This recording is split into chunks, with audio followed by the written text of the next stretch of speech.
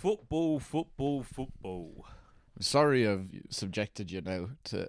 Well, ostensibly the James McLean thing wasn't about football. No, it was just. and I said it to you that we should do it. That's true. I got very excited. Yeah. I figured, but this is another football-related story that I wrote this. Mm-hmm. I like sports. I don't like the watching of sports, but I like the drama that surrounds it. Say, being angry at a man for not wearing a flower. Or the story of Jimmy Hasty, Dundalk/Newry's finest. Yeah, / Belfast's finest. Was it Belfast? Oh, right. Yeah, I was down in Sailor Town. We went up to watch the hockey. Yeah. You're watching the hockey on Saturday? Oh, yeah. Yeah. Now, there's a sport that is extremely one-sided. What do you mean? Actually, I meant to do more research in this because the Belfast home team is the Belfast Giants. Giants. Go Giants. Go Giants. And they're playing against the Flying Fives. From Scotland. I assume. Yeah. Who have been... This is the longest running hockey team on in this part of the world. 24 years. No, since 1938. Jesus. Like, that's insane. So that was at a time... Imagine even... I was going to say resources something you dumb. need Did they have ice back then? But to keep a hockey pitch frozen in 1938, during World War II, you couldn't even, they were tearing down playgrounds to make bullets. There's no way they were also freezing a hockey pitch. Who were they playing against? Canada. They were fighting in the war. It's where they used that as a set for the German English football game on Christmas Day. Yeah, It's maybe. like the American moon landing. It's just like New Mexico. It's all just done in Fife. But Is there any photos of it? We actually forgot to take photos of it. the camera kept slipping around. But that seems nuts to me. But it's going since 1938 apparently. Imagine there's long gaps in there whilst they were trying to find someone to play. But so anyway, so during the game, it's insane. Like, all the stuff is just about the home team. So every of course, time, yeah. But every time the Belfast Giants would come out, it'd be like, "Welcome your Belfast Giants." It's like, Freed lights going from off. desire. Yeah. And then at that stage, I realized that the team was already on the pitch. Oh, yeah. They hadn't even announced that they were coming out. And there's three. And their opponents, some cunts. Honestly, not even that. There's two breaks. There's 3 parts of the game. Yeah. And every time the other team would just be on, I didn't realize they were coming out. And every time Belfast Giants scored, the lights going off, going nuts, smoke coming out, flares going off, and just and then I missed most of the other scores because they weren't announced. They don't even make that. No, nothing. And obviously most of the team, most of the people in the stadium, you see were clapping. one old man begrudgingly putting up the scorecard. If like, all right, that counts. That's one. Yeah. There's a few of them slipping by. I was like, oh yeah, I guess they score. And when they switch sides, it's I know that thing can make the smoke. I know it can do it, and you're not doing it. But and then the Fives won, which is pretty funny. They didn't even announce the score at the end. Honestly, it was just the lights came up, the house lights came up, and it was that's everyone go home. If you could please refrain from beating your children until you're off the premises, that would be great. Well, speaking of beating people, because I've gone to one hockey game up north a good couple of years ago. Oh yeah. No fights. No, Did you see? No, because fights, it's a little bit of handbags. Yeah, but not like America, where it's every game has at Yeah. least 1 or 2 fights, because it's a big part of the thing. Where part at of this the stage, culture. all the people here are either there are a handful of English and Irish lads that play, but it's a lot of Swedish lads. Yeah. There's some Russians, there's some American and Canadians who are either just out of college and not good enough to play professionally at the highest level, or they're 40 and they're my knee, I still have one good knee. Yeah. I can just go over there and play against the Irish. Yeah. That's going to be fine. They don't need the brain trauma. No. That they're they're not getting paid enough. No. It's you don't need to see us fight. You're fighting in the stands. You're from Belfast. The fan cam is just 2 lads squaring up to each other. But instead of taking off all of their protective clothing, it's just their t-shirts. It was fun to watch though. It was good. I saw a couple of the old tricks of the trade. Every couple of minutes they'd just be they'd send an attractive woman to run up and down the stairs with a prize. So it'd be a box of cake or whatever. And it'd be whoever makes the most noise gets the prize. They'd always just give it to some child. I was the old MC trick of just, what if you just start shouting for something? So there was nothing happening in the game, but every couple of minutes they'd be well, make some noise for whoever shouts the most gets this prize. People, they're shouting, they're happy, tricking them into thinking they're having a good time. Yeah. pretty clever. They also had, like, That's why I love mascots. they had guns where they shot subway. Oh yeah, set yeah. people. T-shirts and sort of shit. No, like like subway rolls. Oh, whoa, Yeah, sandwiches. damn. Yeah. That's more impressive. It's insane. Yeah. So I've always loved mascots because their job is just to go in and be like fucking just hyping up kids. You're just like running around and being like, "What are you? I'm a big fox." It's great. Yeah. Anyway, completely unrelated from any of that. Jimmy Hasty. So this story, I think originally this story came from that harp jumper that I wear. Came from Black and White Vintage. Ryan Keenan set that up back in Dundalk. I think the story came from that website initially, and a lot of the information from a UEFA documentary that they put out about Jimmy at some point in the last couple of years. But this is a story we did live in Dundalk over the summer, and now we're doing it again. Doing it again. For all of you that didn't bother travelling down to Dundalk that time. But it starts off in North Belfast in 1936. Jimmy Hasty, born and raised in Sailortown, which is, as I learned the other day, down near the SSE Arena. In 19... Is it just like the docks? Yeah. It's like the American bars down there, as well, is it? I don't know. Yeah, maybe. I think it's just that bit where, like, that fish is. Anyway. The Harlan Wolf. Yeah, down beside, as you would imagine, Sailortown is beside where the water is. So in 1950, at the age of 14, Jimmy left school for the summer, and he went to work in which Jenny at the time was known as a master's. To be fair, I think he only left for the summer. Oh, he was due back the next autumn. I don't know, but he left school on the Friday anyway. Went to work on the Monday. He was only working a couple of hours in the mill when the sleeve of his jumper got caught in a machine and his arm was pulled in. So he spent a couple of weeks in hospital, but ultimately they had to amputate his left arm, leaving only a stump. So somewhere between like above the elbow, basically, got taken off. And where your T-shirt would go down to. Yeah, pretty much. Yeah. So this is at the age of 14. He gets his left arm amputated. He got £1,200 compensation from the middle, which is about 40,000 now. Which honestly, a lot more than I thought they would pay him. It's still not a lot. It's not a lot, no. But I thought like in the 1950s. But that's also, I know they can say that's 40 quid today, but with everything else and the cost of living and everything going up, that probably was a lot more money back then. Probably, yeah. It's probably 50,000 today. Yeah, enough to get you probably buy a house. That'd buy you a house in Belfast today. That'd buy you an apartment in the Cathedral Quarter. And change left over. But Hasty didn't let his injury keep him back from his passion. He played for several junior football clubs in the Belfast area during the late 50s. So he's a footballing man. He plays for a couple of junior clubs before joining Newry Town, who were in the second tier of the Irish League at that stage. This is all in October of 1959.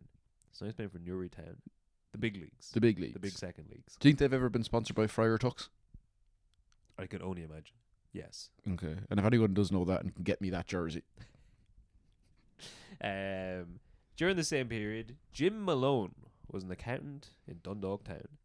He was active in the admin side of the Dundalk Football Club and joined the board in 1955. At that time, the club had only won 3 cups over the previous 30 years since its formation. Okay. And it was in a bit of a rut. It's one every 10. That's one every. It's not bad. It's probably actually, didn't work like that those 3 years. Yeah. It was 3 great years. Yeah. It was during World War II when all the other teams had to go fight. Dundalk stormed the ranks. The walkover champions of the North. Scoring big wins against Liverpool, Man United, Chelsea, who were busy fighting in the Belgian front. They won with a score of 4 fit. So they're in a bit of a rut, right? Unlike today. We'll talk about that afterwards. In 1960, while Jim was director of the board for the club, he heard about a young 6'1" striker playing centre forward for Newry Town. He went up to check it out for himself. At the time, well, these days that's probably about a half an hour drive. Back then, they're probably like going forward in time about 20 years, going into the future. But Jimmy was making waves. After he joined Newry, he'd scored twice in his debut against Derry City Reserves. and went on to help Newry win the 1959-60 Irish League B division, becoming their top goal scorer with 38 goals. Was the Derry City Reserves just their B team, or was it just a military football squad? Yeah, it does sound like the British continued in Derry. But he was described as having a unnatural balance and was lethal in the air. 38 goals, that's a record that speaks for itself, I guess. In how many games? I don't know. Doesn't matter. Still a good chunk. Still a good chunk. I don't know. Yeah, I think he played all the games that season. No, maybe not actually. But after seeing him play for himself, I mean, it probably was before substitutes were allowed.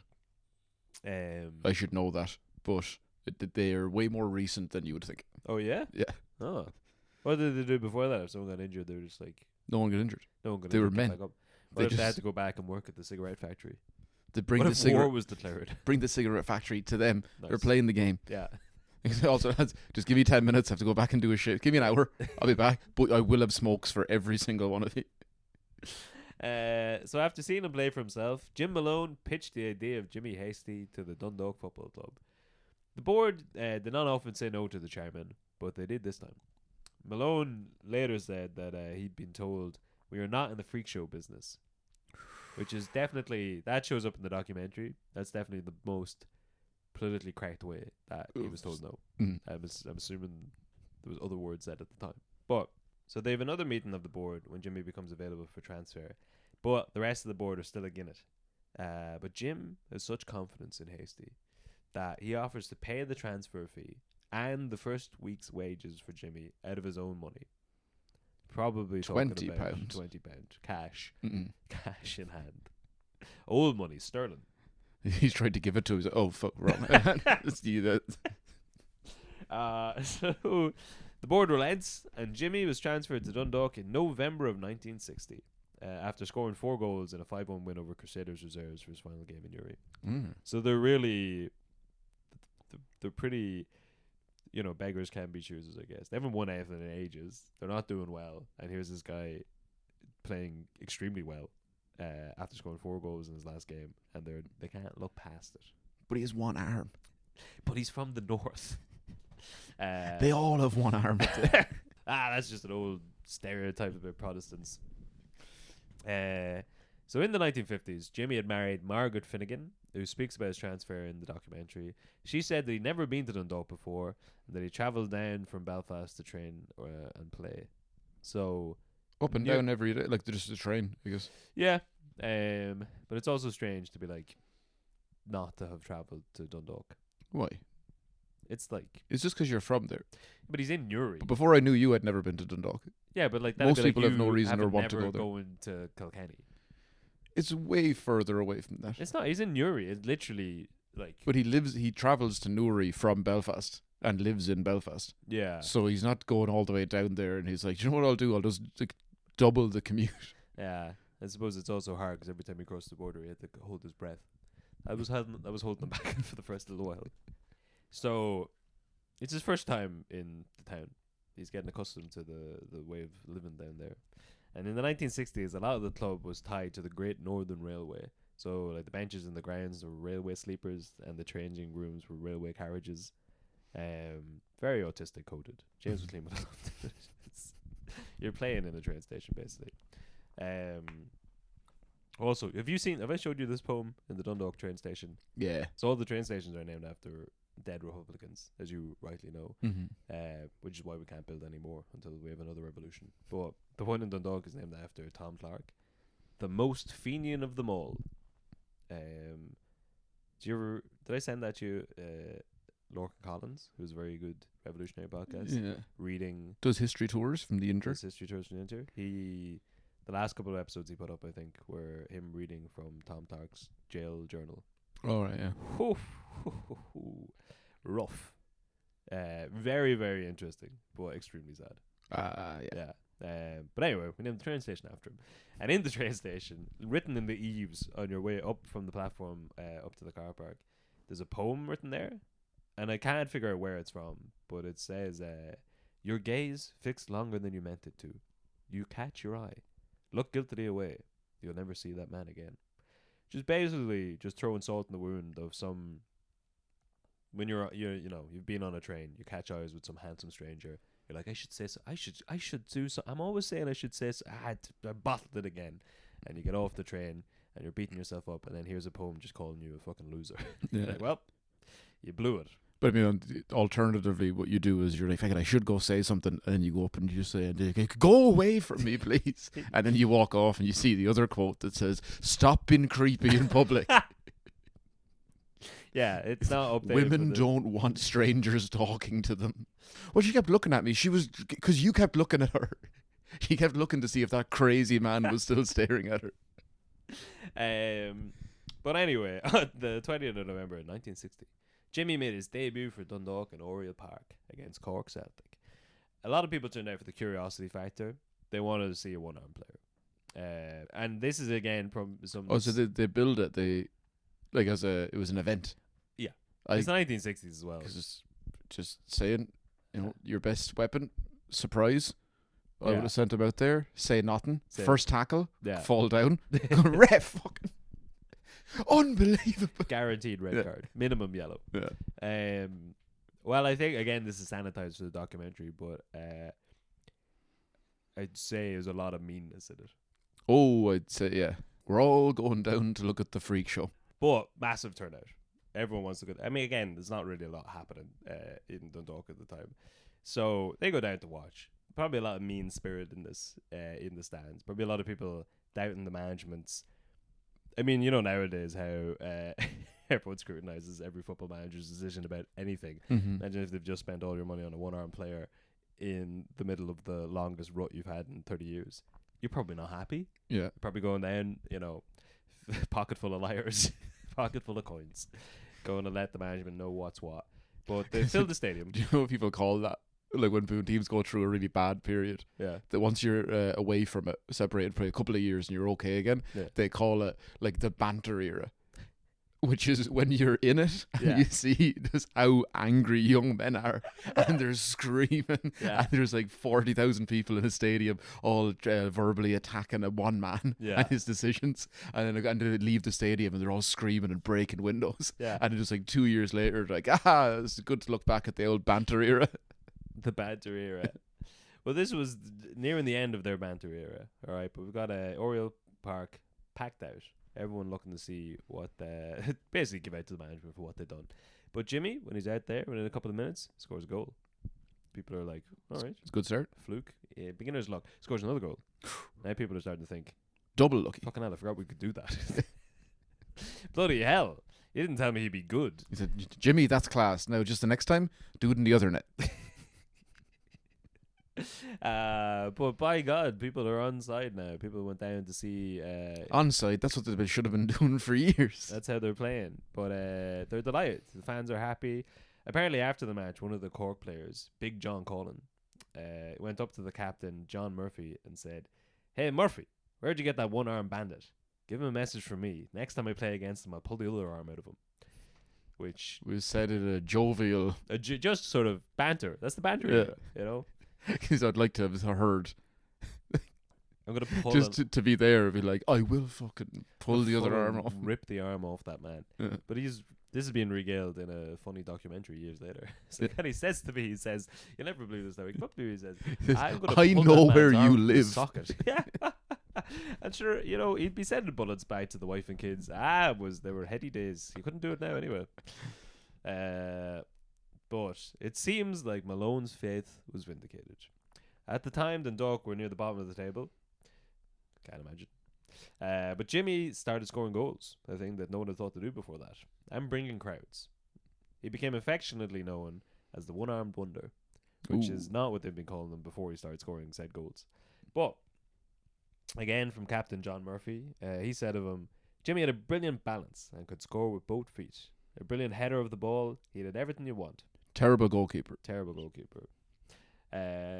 So the teammates marvel at their new 6-foot striker. It's not easy to be a footballer with an arm missing. You use your arms an awful lot in running, movement, balance, says Francie Callan. But somehow you wouldn't know. Who's just describing how people. But somehow you wouldn't know he only had one arm. I mean, I think it goes without saying I that think it's you would. difficult. I think you would know it. A lot of people think that the foot in football means that it'd be easy to play with no arm, but actually, quite difficult. So, but that was Francie saying you wouldn't know that he had one arm, which is apparently a common mistake. So we looked at some of the photographs before of like the some of the team shots. Jimmy would always stand behind people in group shots to hide the fact that he was missing an arm. And there's one incident anyway of the Evening Press newspaper got some action shots from the match, and the editor changed the photo of Hasty to add in a second arm because he thought there was some issue with the pictures. Some mistake with the photos. Early day Photoshop. Yeah, early day I didn't know photos. that would have been a thing. Sure, yeah, and I don't know what he thought had gone wrong. But he's like, well, there's hardly a one-armed guy playing from Dundalk, so they just put an extra arm into him. I don't read the match reports. Yeah, I just do the photos. Don't follow the sports. But he quickly became a town favourite, helping Dundalk move up the league table. Initially, lads were scared to tackle him because he only had one arm, but they soon stopped being so precious when he scored a heap of goals in his first 10 games. But I think people were just reluctant to be like, you know, he has one arm. This is a bit of you were 2-0 down. Right, well, next time I'm going to rip the other arm off. Yeah. One secret to his aerial dominance, he would ground defenders with his stump. So, from John Murphy again, he'd lean on you. That's right from the Tom Crean playbook. Just went under to just sit on him. Yeah, sitting on him. So basically, he'd lean on you, because he's 6'1", he's a tall guy. He'd lean on you with his stump so you couldn't get off the ground, and then the ref would look around and just see a sleeve dangling, said Murphy. So I really like the idea is we just lean on opposition so they can't get up, and then they're throwing their arms up and be like, ref! And he's like, oh, what? The one-armed man holding you back. Get a fucking cop on. Brilliant play. Oh, but you would also, after a while, like if every team was playing against them. Oh, yeah, this is only initially. I think, But thanks to Jimmy and his goals, Dundalk managed to win the 62-63 League of Ireland for the first time since 1933. So that season, Jimmy finished as the third highest goal scorer in the league. Imagine how much he would have scored if he wasn't smoking. Yeah, it was like that would be funny. Just if there's one player who wasn't drinking and smoking, and they're just the greatest sportsman of the era. But winning the league title meant a place in the 1963 European Cup with a match against Zurich FC. So the 11th of September 1963, never forget, Dalymount Park, home of the Bows. Dundalk are playing against the Swiss Championship side of Zurich. It was Dundalk's first appearance in the European Cup. Why was it? Did they say why was it in Dundalk? In Oriel Park, too small? Probably too small, yeah. But everyone has to travel from Dundalk all the way to Dublin. Which they were very annoyed about. I'm yeah, sure. I'd say they were. Yeah. Well, it's it's a chance to get in the fight in another town. It's true. Bit of a change of scenery for the boys, but it was Dundalk's first appearance in the European Cup, and after a decent display, they were beaten 3-0. Not a great result. Not great. So after losing at home and a series of injuries, they weren't given much of a chance for the away leg of the match as they headed off to Zurich. It would have been the first time many of them would have been on a plane, apparently. Well, yeah, Jimmy hadn't been to Dundalk, so he definitely hadn't been on a plane. Yeah, many of them had not been off the island. And it's an exciting time for them. They're heading over, but hopes are not high, is probably fair to say. Because they're down 3-0 on aggregate. Yep. And they're going away. Yep. So this is a story from the documentary as well from one of the football players. But so as they're getting off the plane in Switzerland, they're greeted by the match officials. At the time, the Dundalk was suffering from some injuries, so they saw David McArdle limp off the plane with a walking stick. Timmy Lyons followed him in a plaster cast, and next Jimmy got off with one arm. The official checked if it was the right plane or was it meant to be heading for Lourdes. Now, this told in the Dundalk accent several years later. Like, I'm sure the official, he looks at me and says, are you sure you were meant to get off at Lourdes? It's very funny that a Swiss man was able to make that reference. But I guess the point being, they didn't look like they were going to be up to much. So the game is in Zurich. It's the only known match that we have actual footage of Jimmy's playing. Yeah, because I remember in the documentary, the kids, yes, his kids see him playing because they were like, "Is there ever any footage of him?" They're like, "No, there's never one recorded any of the games." There was, there was like, but they only so because of the UEFA documentary, the footage I guess was in Switzerland somewhere. But that's they got to see their dad play for the first time. Yeah. So it's pretty emotional. Yeah, there's like nice interviews with his kids in that documentary. But Because he scored, didn't he? well, it's difficult to describe football, but I'll try my best. They almost got a miracle. Jimmy set up a goal for Dermot Cross, scored a second goal himself, and almost got a third with a shot against the crossbar from 15 yards. So Dundalk ended up winning the game 2-1. But Zurich went through 4-2 in aggregate. Mm-hmm. So, not ideal, but it is the first time any Irish team won a match in Europe. Yeah. And potentially... If you had said scored a goal, I was going to say, I think it is maybe the first time any Irish team had scored a goal. But, there you go. First win away. First win away. That's huge. It is. Good goals. Jimmy sounds like a nice man. Yeah. We only know that because he has an injury. You're just saying, he's probably a saint. He's probably a nice fella. That's why God would have done this to him, to really test him.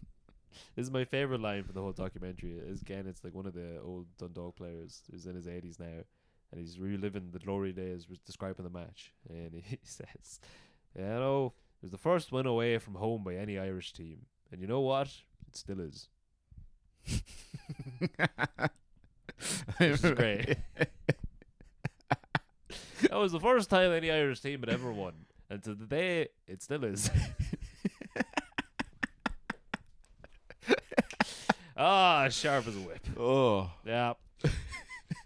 That's really good. Yeah. Those are the banter years.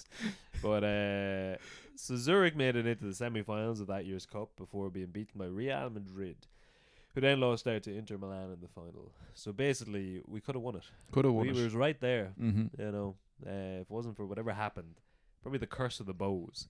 But if we hadn't lost that in aggregate, you're all the way there. Mm-hmm. You know, all you have to do is beat Real Madrid, and then Inter Milan, teams that no one's heard of. Because we didn't have they weren't teaching us geography in school at the time. No. Well, speaking of geography lessons, this is a story.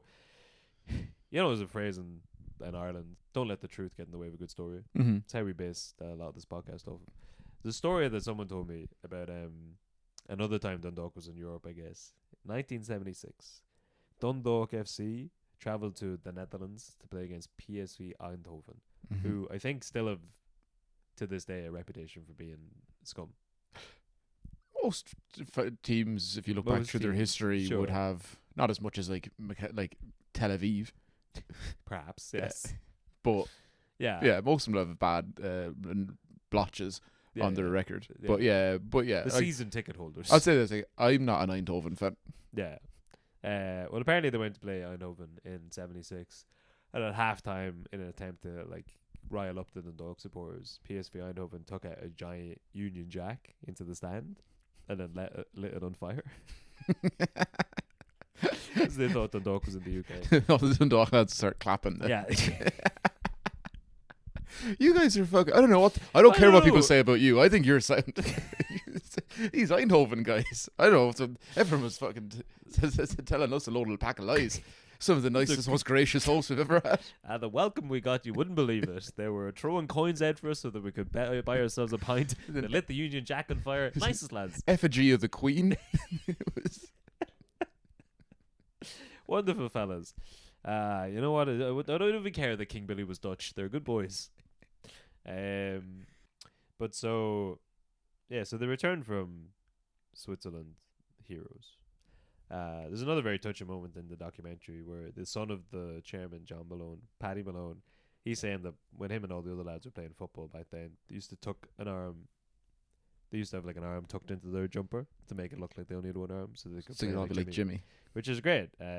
He's a line that says, "We never considered that Jimmy Hasty had a disability. We just considered that he was a great player," which is a true testament to say you can cut over any bigotry if you're good at a sport. If you're really good at a sport, you're absolutely James McLean was a bit better at sport. Maybe they bloody lay off him.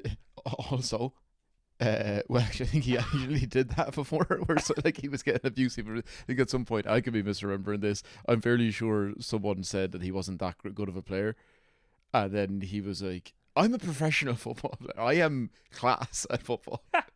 Obviously there's levels to it. I'm not Messi, but I'm like, anyone talking shit about me couldn't lace my boots. or else it's other people on his behalf having that argument. But I definitely remember that in the last couple of years. Yeah, which is fair To be a professional football player and play for your country, for that long. yeah, he's like 103 caps. Yeah. Mm. But not good enough that he doesn't have to wear the poppy. Another accolade for But Jimmy at the time. also, we never considered Jimmy to have one arm. We just thought him as a class football player. Why Yeah. was the stadium packed out when you were when you like, were dog shit yeah, at football? And as soon as you signed the one arm man, everyone's like, "All right, let's go down and see." Yep. Yeah. It's a bit of Let's revisionism. just be honest. But it is also They're all lying. Yeah, that's true. But it's also a sweet story. Another accolade for Jimmy from George Best. It's right behind his back. They're all like, "Oh, we call it the fugitive." Yeah.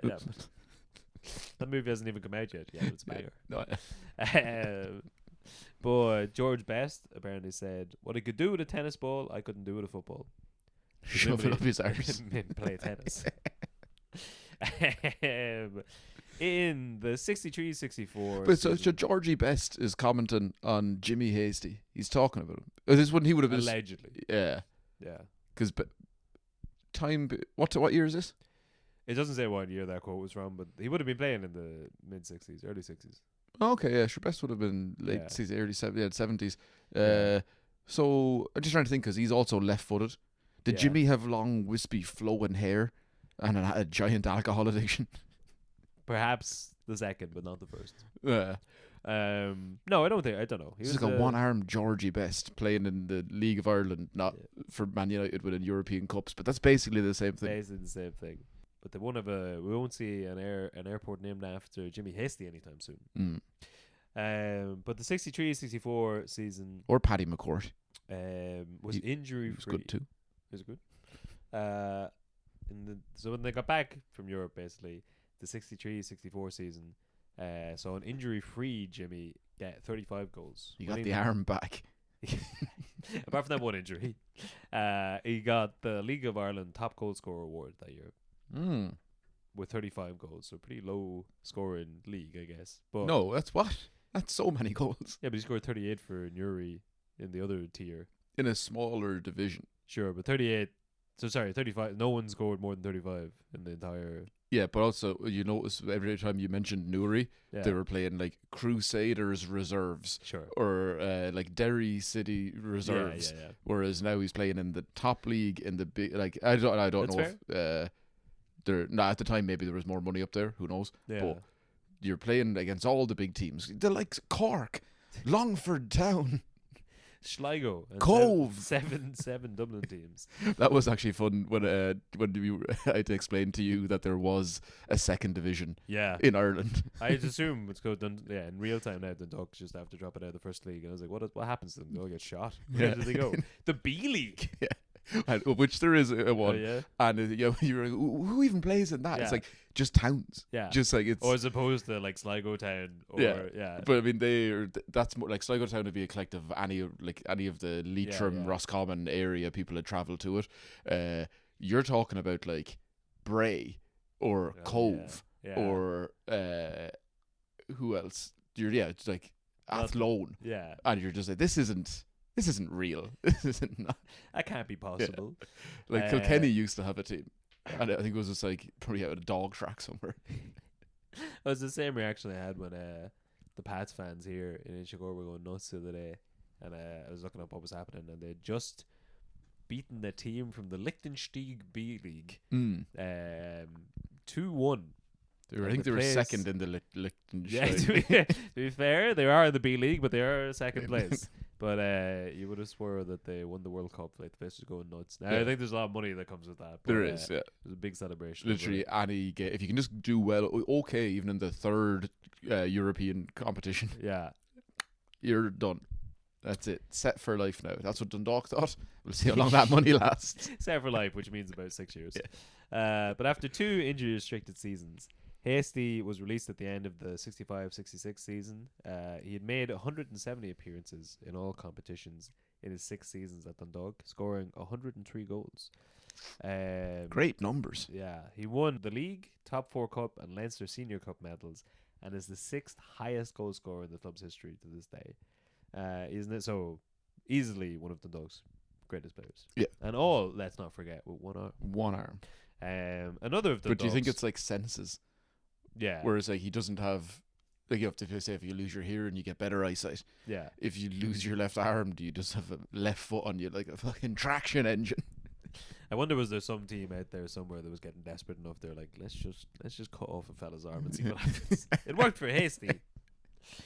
But another great Dundalk son in 1966, Patrick Kavanagh. Not technically Dundalk, but I think he had played against them at some stage. He's got a proud football heritage. Yeah, he was the commentator for the 1966 World Cup Yep. for RT. The very same year, Orty looked around the world for the 1966 World Cup commentary, and they said, we need someone with a bit of pizzazz, someone with a bit, get the crowd going, a bit of action in the Realistically, they were like, we need a lad who can put two sentences together. Can he look at something and describe what it is? No, well, he's good enough. Get him in there. He'll work for free. Only wants his pints. So they got Patrick Kavanagh to be the football pundit for the 1966 World Cup, which is insane. So there's a quote from him at the time saying, "Looking in at the World Cup on the television reminded me as an old Gaelic man of the uselessness of the ban. When I was captain and secretary of our club, I used to go see Dundalk soccer team play. I was one of a group who paid no entrance money. Our vantage place was on top of a wall on one side of the entrance, and we got on the wall over the saddles of our bikes." He does manage to describe, sneaking into a football ground, not paying any money. It's very romantic. It is, It's very yeah. beautiful when he says it, but when I do it, they try and kick me out. It turns out Dundalk could have actually really done with that money. Yeah, they could have done with the edge. It's funny. But after leaving the Dog, Hasty joined Drogheda for one season before retiring. What a rat. Tarnishing his Take legacy. the other arm. But his final appearance and his final... What a scummy... for anyone who's not privy to the lore of League of Ireland, we or have just got the it. geography Yeah, of Dundalk and Drogheda, enemies.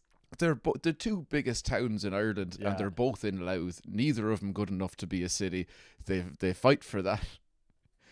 That's crazy. So just after all of that, and he'd never been to Drogheda before. You've never been that far south. Yeah. He was like, it keeps getting worse. Right, so go on. What?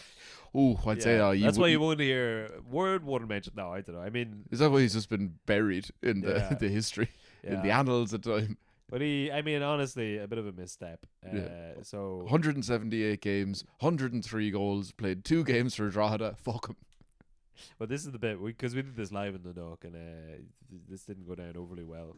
His final appearance and his final goal in the League of Ireland, February 1967, where he scored for Drogheda against the Nook. So his last goal scored was against the Nook. Against For Drogheda. Dundalk. When Declan Fabio O'Brien did the same thing in 2009, they threw a pig's head on the pitch. Yeah, I remember that. Another man who played Also, for the- great name, Declan Fabio O'Brien. O'Brien, yeah, amazing. But he played for the Dog for a good while, then moved to Drogheda. They threw a pig's head at him. How do you get a pig's head into a stadium? They said it was a Dundalk fan. That's my boy. Pig's head, that's my wife. Oh, sorry. Yeah, that's probably exactly what happened. That's probably how it went down. So They were just like, lads, we have to check bags. Everyone coming in and got to check bags. It's like, how'd you get it in? Just held it. No, how do you get a pig's head I into... don't know. In 2009. You need, like, that's an inside job. That I would imagine maybe the security had a Dundalk Drogheda game. you like, pretty or you tight. sneak it in the day before and leave it underneath a seat or something. But sure, I remember that time you went down to the Pats game. I went down with you, and you joined the queue to get frisked before going into the stadium. Yeah. And some lads, behind the security, had lifted out the gate. So everyone was queuing up to get frisked by the security. And then some guys had just opened up a hole in the barrier and were just walking straight through there Yeah. behind security. I mean, So it's only the people who were like honest enough to get frisked were going that. And if you wanted to sneak a pig's head in, you just walk right in. yeah, but I said the whole time going to, as I explained to people, when you go to Daily Mount, I'd go to the Bowls sometimes with Gary, and friend of the podcast and former guest, Gary White. I tell people all the time, they're like, what's it like at the League of Ireland? It's like, the standard, it's grand, but getting there, everyone's singing along. The really big thing is the Bose Bar is €5 for a pint of Guinness. And in the same breath, it's €5 for a pint of Guinness and 3 Sierra Nevada little cans for a tenner. So, 10 minutes before the game starts, get your last pint, drink that. At the same time, get your 3 cans, put them in your pocket, go out and watch them drink them in the first half of the game. And everyone's like, oh, they just let you do that. I was like, what? No, that's no one's checking. You get checked on the way into the stadium to see if you've had anything, and as soon as you're in, they're like, "Have at it, lads." Yeah. So they're giving football fans pints. Of course, you can't bring the glass out. No, that's taking a step too far. Yeah. But 3 cans, and then I explain it to people of like that's the whole system. Putting on their Bose jumper, but you get I love fun dates. But you get your pint, then you have your 3 cans, and then at halftime you go back, get a pint, 3 cans for the second half, and you're like, and overall, shouldn't the whole thing is, oh fuck, I've spent 50 or 60 quid. And like, when you actually break it down and go to the football, is so expensive because I have to drink, I can't not do it. Yeah. And you're going to like getting chips and everything on top of it. You're like, oh shit, I did actually spend about like 60 to 70 quid between tickets, food, drinks. Yeah. Not great, not great football, but good fun. Yeah, and I love it. Like it's League of Ireland. More people support it. I really like that video Gary sent us a while ago. What was the situation where Bows were playing early in the morning on a Sunday for some reason? Oh yeah, it was early kickoff, and the lad just had his phone with a timer counting down against the window of the bar. Not just saying like how long it would be. He had to wait there. He could have been doing anything else with his time, and he was just holding his phone. But it looked like something from a zombie film because it was just like you could see all these bodies out through the window, and just a hand pressed up against the window with a timer counting down to when the pub would be open. And you'll find this at every League of Ireland team is great crack in their own right. Apart from Waterford, you're a bit boring. But it's great until the sectarian violence comes out. But speaking of sectarian violence, Jimmy, when he retired, he goes back to Belfast and he gets a job in the bookmakers. Wait, hold on, did he only go to Drogheda for like 1 or 2 games then? Yeah, I know. Just not really, even worth it. Well, not even worth it. Tarnishing his legacy. He played for a season. But that was the last goal he scored. Or was it at the end of the year he scored the goal against? Okay, fair enough. But no, not even. It was in February. So where is that in the season? I don't know. I don't know what time they played. He back always then. would have had the summer league now. See, he always would have had injuries related to his arm. So I think they were kind of plaguing him a lot, and so I don't know if he would have been playing too much. I think it was he was a star player at that stage, but he was probably past his best in 67. But he retired anyway, and he just went. They got a job in a bookmakers there. He lived in Belfast the whole time during his League of Ireland career. He's commuting up and down, and he was living in Hillman Street now, working at a betting shop near Belfast Docks. So probably close enough to where he grew up in Sailortown, but not an ideal time to be living in Belfast this period. So after, we're talking about he leaves the league in 67. The Troubles is just beginning. I think they say the starting point is probably 68, the protest marches. Bloody Sunday is 1972. Yeah, and that's often seen as like that's the big kickoff. Well, it's already underway at that stage. That's like one of the big early. Well, the Sunningdale Agreement, when they tried to negotiate peace, was 73. The Dublin Monaghan bombings are 1974. So it's really in the thick of it in like the early 70s. So it's at the end of that year, in October of 1974. Just before 8 a.m. on the 11th of October, Hasty, who was 38 at that stage, was walking his usual route to work down Brougham Street. A car stopped, a gunman got out and opened fire, hitting Hasty 3 times in the back. So he dies on the spot. It's a sectarian murder attributed to the Protestant Action Group. There's a second murder claimed by the PAF at that stage, after another Catholic civilian, Albert Luton, had been shot down in Newton Abbey the day before. And there's a third group that tried to claim it called Dundalk FC. Where were they? He shouldn't have done what he did. Playing for Drogheda. But it's probable that... So they claim, PAF claim it through the papers. No one's ever charged with the murder. It's a good chance that they shot him. They knew who he was, probably. And just because he was playing down south? What's the, like... Yeah. Oh, okay. Probably. Because he was a star and was associated with the other side. Yeah. They shot him. I guess he was playing for Newry and Dundalk, the two fairly Catholic areas. Yeah, of the and border. Drogheda, yeah. So Hasty, this is like a weird. I guess when we talk about the Troubles, like the overall death toll is around about 3,500, which is as a whole number, it's not the biggest number, but it's the as a percentage of the population.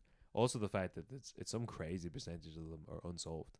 Like in the night, like a lot of them, people just disappeared. No one really knew what happened.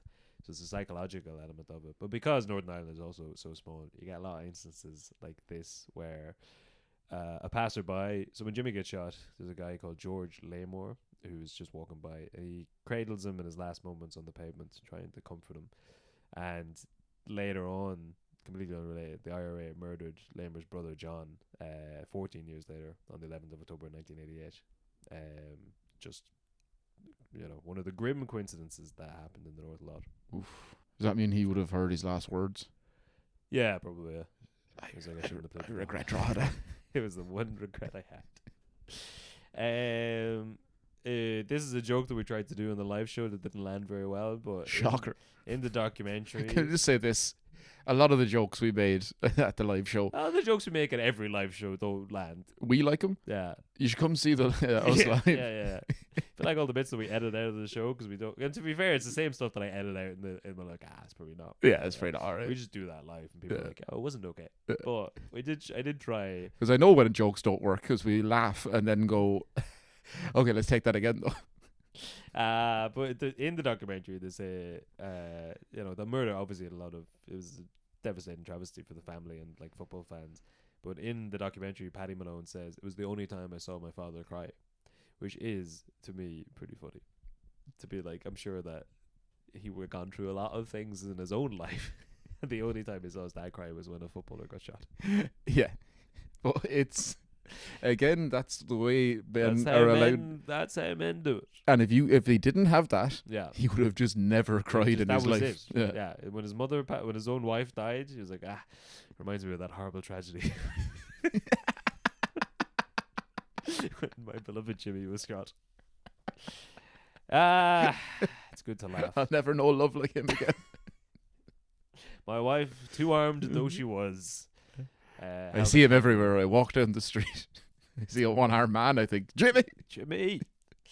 But Jimmy left behind his wife Margaret and two sons, Martin and Paul, who give a lot of interviews for the documentary. And again, it's quite touching because they get to see their dad play for the first time,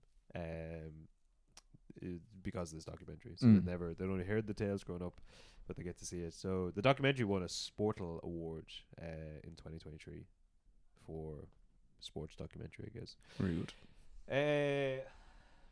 That's pretty much it. So the other random bits we had at the end of this were 1963, the year Dundalk won the league, was also the inaugural Loud Derby between Dundalk and Drogheda in Oriel Park. The game finished 4-3 Dundalk. Yup the town. It's did you see that? There was like an interesting YouTube documentary about the rivalry between the two teams a while ago. Oh yeah, what's her name? The biggest rivalry in which are football rivalries are fantastic. They're very interesting. Endless amounts of TV shows. Ardlo Hanlon had one where he was just going around, I think, looking at football rivalries or football cities, and it was on RT a good couple of years ago. You know when they're just like big enough that you're just like, just fucking do whatever you want. Get him in there. And once you're in it, some people will watch. Sure, yeah. I think that's how they made Val Falvey. Cut that part because they'll get him on. But you can just notice the difference. But you can just notice the difference between like Ardlo Hanlon talking about it, or fighting Danny Dyer, because he had the football factories. And he was just going, and football, the most dangerous derbies, and just going around. And if you've ever seen them, they're so good. Yeah. I think Kevin Bridges has a bit about it on stage where he talks about going down to Celtic and Rangers. And he gets down there, he's like, I am fucking bricking it. I am here in the middle of Glasgow, right before the big derby. I am fucking bricking it. And right behind him is like a tea lady. Because he's there at like 8 a.m. Yeah. And it's like, you're grand, man. You're fucking... Also, you're Danny Dyer. Everyone knows you're doing a TV show. You're gonna be fine. Well, on the other hand, what if some comp wanted to make a name for himself and glass Danny Dyer? You'd have the fucking... He's getting his own back. That's why Danny Dyer got cancelled from. He had an article in Nuts magazine, or one of those magazines that probably don't exist anymore. But they're probably there in online form. They're probably bloody. It's just a magazine dedicated to all the women who have PhDs. But he was an agony uncle, Yeah. and it was, I don't know if he even had it that long. This is the thing where he said you should throw acid in a woman's face. No, he said you should glass. Yeah. Yeah, you should just cut your. Like, your missus cheats on you, fucking glass her. Yeah. And you're like, Danny, I'm sorry, it's it's like he just looks at, oh no, it's 2002 now. We can't. Yeah. It's like that would have been, and now that's not okay. It turns out you can't advocate for the glassing of women anymore. I can't. Yeah. He's also Game's gone. I When I am was a young breaking lad, game's not the same. Men get paid too much to play football. £50 into a game, can't even slash a woman's face. Real piece of shit, Danny. Real piece of shit. But also he loved 9/11. That's one of the best tweets of all time. What? Wasn't that Danny Dyer who was like, does my fucking noggin in? Oh yeah. It's not as good as Brian McFadden That's trying to fight. So if ISIS just met us 1-on-1, man to man, hand to hand. Yeah, Danny Dyer. Can't believe it's been nearly 11 years since them slags smashed into the Twin Towers. It still freaks my nut out to this day. It's not even. It's not even an anniversary of it. It's the 10th of September 2012 you put that up. He could have just waited until the next day. Yeah. And then Can't believe it's been nearly 11 years since also, them slags smashed into the Twin 11-year Towers. anniversary. Yeah. He's like, well, look, it's in the name. Yeah. It's disgusting. From the Middle East, how they treat their women makes me sick. Make them wear the hijab. You can't even see if their face has been slashed or not. Does my freaking nothing. What a man. Danny. A good bro. Now Now everyone loves him. yeah. He's doing EastEnders and all of that. And his Yeah. daughter's having sex with some other famous influencer lad. Great. I to see. I don't know any. I heard she was on Love Island the other year, and Oh, yeah? everyone was like, "Everyone loves her because she's just like Oda." She tried to glass a woman. You fucking said what, mate? You say what about my West Ham? Oh. So what? I don't know. The last note that we skipped over there. I will say that there's a great bad film where Danny Dyer plays a hitman, Yeah. and it's, I don't know, there's no script super obviously to just be like, that's gonna look a bit odd because you're a hitman and you famously don't have a giant neck tattoo, but anytime you get on a motorbike with a helmet on, you've got a giant neck tattoo. Yeah, sure. You're just like, what? Just pick the only thing you had to do. And just every time you see him get on the bike, it's an out of shape, like which is works perfectly for Danny. That's grand. You've got the overall aesthetic dimensions. The giant neck That's tattoo. grand. It's just the real obvious neck tattoo. Oh, what was the name of the movie? Oh, it's like it's not Hitman, but it's Something it's basically like It's called Slag. Slag. One man on a motorbike hunts down Al Qaeda. But yeah, the bit we skipped over there, because when I wrote the script initially, we were deep into Bertie Ahern season. Yeah. Seems like a long time ago. That was this year. It was earlier this year. Yeah. But there was a Royston Brady, one-time Lord Mayor of Dublin, who was a good friend of Bertie. Mm-hmm. He'll forever be my Lord Mayor. Brother of Cypriot. He Wait, his brother's name was Cypriot. yeah. I've forgotten that. Yeah. What? They were all Royston, Cypriot. They all had quite odd Royston, names. you can kind of get, What's Roy? I've never heard that name but before. it's a Royston Keane. Oh yeah. No, No? it's just, but I can say you shorten it to sounds Roy. Great. Yeah. Oh, Royston Keane. It's Yeah. given his full title. Yeah. Okay. Yeah. But, like, what are you gonna Royston call him? Brady, Sip- Cyprian. Like, Yeah. Cyprus. I don't know. But so this is to do with the this is to do with the Dublin Monaghan bombings. He had said 8 months. So he was running for election in the European election in June 2004.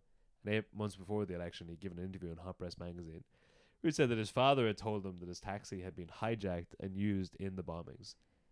So 2 days before the election, the media picks this up and goes nuts and is like, you're a fucking liar. How dare you tie yourself into the Dublin Monaghan bombings just to get a bit of political clout, you scumbag, you piece of dog shit.